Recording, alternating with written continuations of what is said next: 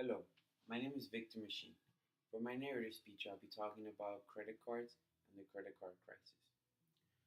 So, when credit began, the whole concept was you get something on credit with the intention of paying for it, later on in life. So, for a house, you get a mortgage. For buying stuff for Christmas, for birthdays, for stuff like that that you necessarily don't have the money or want to spend it because you're tight on budgets and bills, you had credit cards. So basically, how it started was you get a credit card, you're approved. You have a $500 limit. You go somewhere, for example, Christmas. When you're in Christmas, you buy the gifts, or you can either buy them full or you have the option of getting a credit card. So basically, what you do is you get it on a credit card, you buy it, and then you slowly pay it off. It was $400. One month you pay 100, one month you pay 200 until you pay it off. But you always had that intention of paying it off. Same with your mortgage. Mortgage, how it worked is you will rent a house, you will pay it off slowly, monthly, at a more reasonable price that you can afford, and then later on in the years, that house will become yours. Great concept, especially in America, we loved it. America loves credit. So this is where it began. People started taking credit, started buying houses, started getting a bunch of credit cards and spending and spending and spending it, not thinking, oh, this is adding up or this is doing this. And it ends up causing a whole shutdown of our system. A great example of this is the movie Big Short. They talk about the housing bubble and how it was popped. So the whole concept behind that is lenders were just giving out mortgages to people. Yes, here, here, here, just to meet numbers, make money off the house. But those people could never really pay it off.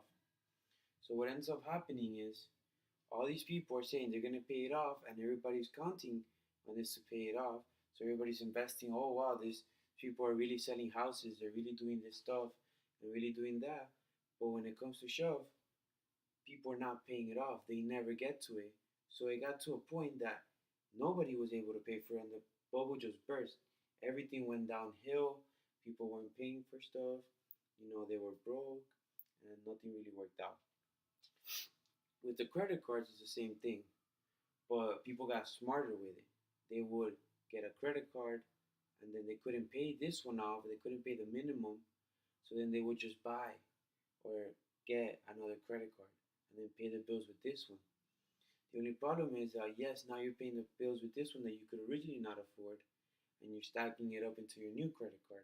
So now you can't afford this one, and then it just becomes a cycle and cycle and cycle. And people love getting credit and being used to credit cards. So as you can see, credit has evolved throughout the ages, and it's causing a really big problem. People just think that, oh yes, I have a credit card, I don't need to pay for this, or I might not need to pay for this at the spot. But the real issue is when it all comes downhill, when all those bills come at you, when lenders don't want to give you any more money, when you are so deep in recession that you can't afford anything, you have too much debt. Throughout the years, this has become a great issue. It's one of the main reasons why the United States is even on debt. People are not paying off their credit cards. The only problem is the United States runs on credit. Everything here is with a credit. You want to buy something, you need good credit.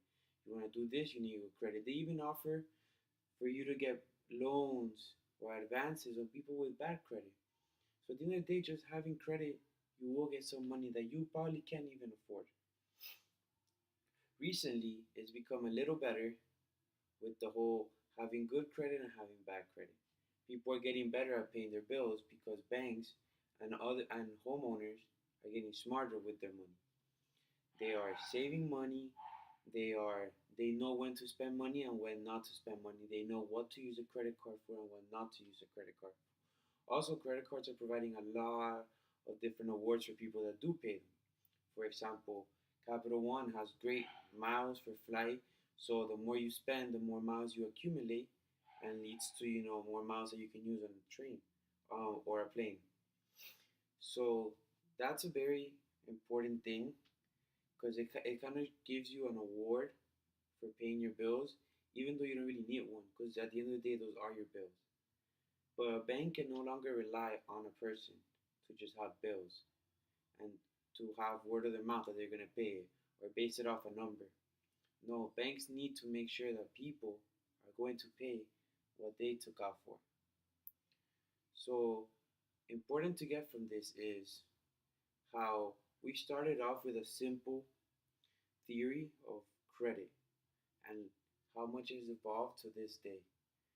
Credit has affected us economically, emotionally, because that does lead to a lot of depression and is a very important thing to think about.